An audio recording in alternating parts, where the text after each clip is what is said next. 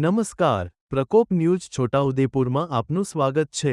આજે એક મહત્વપૂર્ણ મુદ્દો લઈ આવ્યા છીએ। છોટાઉદેપુરમાં પીએમ પોષણ શક્તિ નિર્માણ યોજના ખાનગીકરણ ન થાય તે માટે 4000મી વધુ કર્મચારીઓએ રેલી યોજી અને કલેક્ટરને આવેદનપત્ર સુપ્રત કર્યું। ગુજરાતમાં પીએમ પોષણ શક્તિ નિર્માણ યોજના હેઠળ પ્રાથમિક શાળાના વિદ્યાર્થીઓને ગરમ અને તાજું ખોરાક આપવામાં આવે છે। આ યોજના હેઠળ હજારો કર્મચારીઓ રોજગારી પામે છે, જેમાં વિધવા અને વિકલાંગ બહેનોનો પણ સમાવેશ થાય છે। છોટાઉદેપુર સહિત રાજ્યના અનેક જિલ્લાઓમાં કર્મચારીઓમાં આક્રોશ છે, કારણ કે સરકાર આ યોજના એનજીઓ કે ખાનગી સંસ્થાઓને સોંપવાનો વિચાર કરી રહી છે। આ કારણે કર્મચારીઓની રોજગારી ખતરામાં છે અને નારી શક્તિ પર પણ નકારાત્મક અસર થશે। યોજનાનું ખાનગીકરણ ન કરવું, હાલના કર્મચારીઓને યથાવત રાખવા, વિદ્યાર્થીઓને ગુણવત્તાયુક્ત અને સમયસર ખોરાક જળવાઈ રહે તે સુનિશ્ચિત કરવું। આજના વિરોધમાં 4000મી વધુ કર્મચારીઓએ છોટાઉદેપુર કલેક્ટર કચેરી સુધી રેલી કાઢી અને સૂત્રોચ્ચાર કરી વિરોધ નોંધાવ્યો। કાર્યકર્તાઓએ સરકારને ચેતવણી આપી કે જો તેમની માંગણીઓ પર વિચાર નહીં કરવામાં આવે તો તેઓ આંદોલન તીવ્ર બનાવશે। પીએમ પોષણ શક્તિ નિર્માણ યોજનાના કર્મચારીઓના આંદોલન પર સરકાર શું પગલાં ભરશે? શું આ યોજના હાલની રીતે ચાલુ રહેશે કે ખાનગીકરણ થશે? આ મુદ્દા પર તમારું શું મત છે? અમને કોમેન્ટમાં જણાવો। વધુ અપડેટ માટે પ્રકોપ ન્યૂઝ છોટાઉદેપુર સાથે જોડાયેલા રહો। આજ માટે બસ એટલું જ। ફરી મળશું નવા સમાચાર સાથે। સંપાદન નટવરભાઈ, નટુભાઈ પરમાર, છોટાઉદેપુર।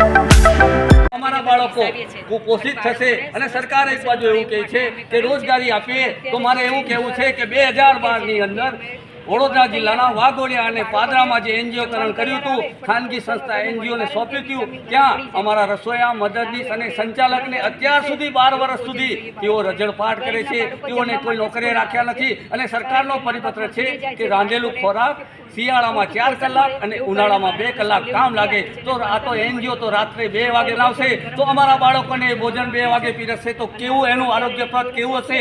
અને સરકારને વિનંતી કરીએ કે અમારો આદિવાસી બાહુલ્ય ધરાવતો આ જિલ્લો છે, એમાં અમારા માણસો મજૂરીએ જતા હોય